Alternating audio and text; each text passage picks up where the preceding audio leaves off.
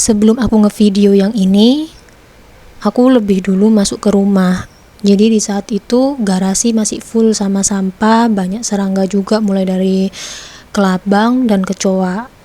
Nah di sini barang yang masih bisa kepake pun aku nggak berani untuk semuanya aku ambil karena ya itu udah kecampur dengan sampah-sampah.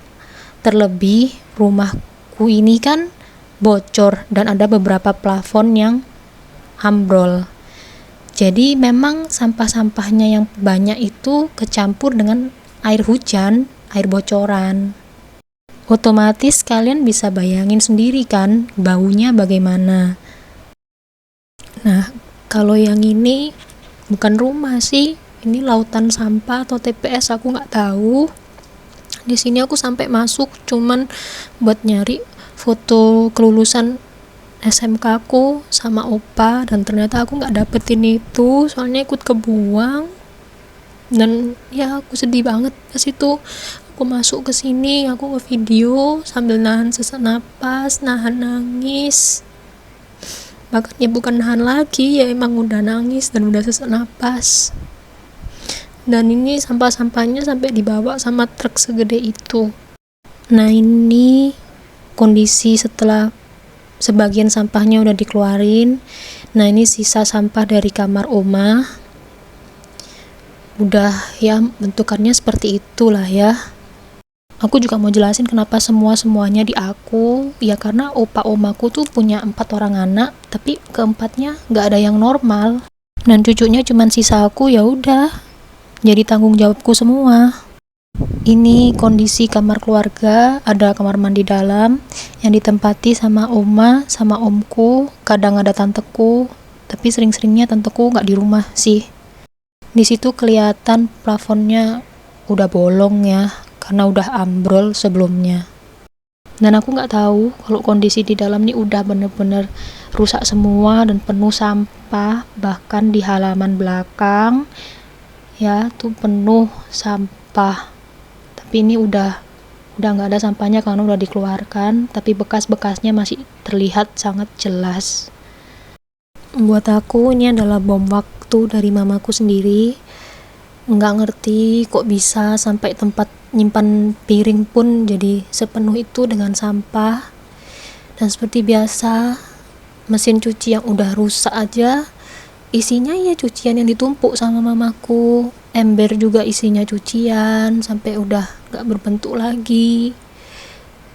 Kalau ditegur ya pasti alasannya gak kekejar, karena jagain opa sama jagain oma sama omku yang keterbelakangan yang satunya. Dan di sini masih ada kucing. Iya, ini kucingnya mamaku. Dan bukan cuma satu, tapi banyak. Jadi kalian bisa bayangin sendiri, udah rumah separuh gak ada lampu karena listriknya konslet, bocor, dan ternyata sepenuh itu dengan sampah. Otomatis baunya gimana? Terus gimana lah, pasti kucing-kucing yang di dalam rumah juga bikin kotoran sembarangan kan. Tapi mamaku setiap aku bilang itu kotoran dari kucing kali, aku bilang gitu kan. Mamaku nggak mau mengakui, bilangnya enggak, bukan kucing yang bikin kotor.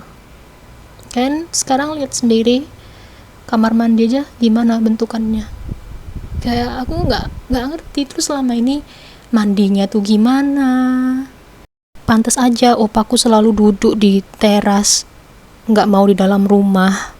Kulkas aja loh isinya sampai kayak gitu, dan itu banyak botol-botol kosong loh. Dan itu juga kulkasnya udah rusak ternyata. Di sini meski aku udah sesek napas, nangis, aku tetap berusaha kuat karena aku benar-benar bersyukur akhirnya bisa dibersihkan, meskipun aku nggak ngerti kalau ternyata udah ya sepenuh itu dan sehancur itu. Benar-benar ya mimpi buruk, ya bom waktu. Aku udah nggak bisa jelasin lagi sih. Di sini yang bikin aku hancur tuh adalah ya kenapa mamaku sendiri harus melakukan itu ke orang tuanya.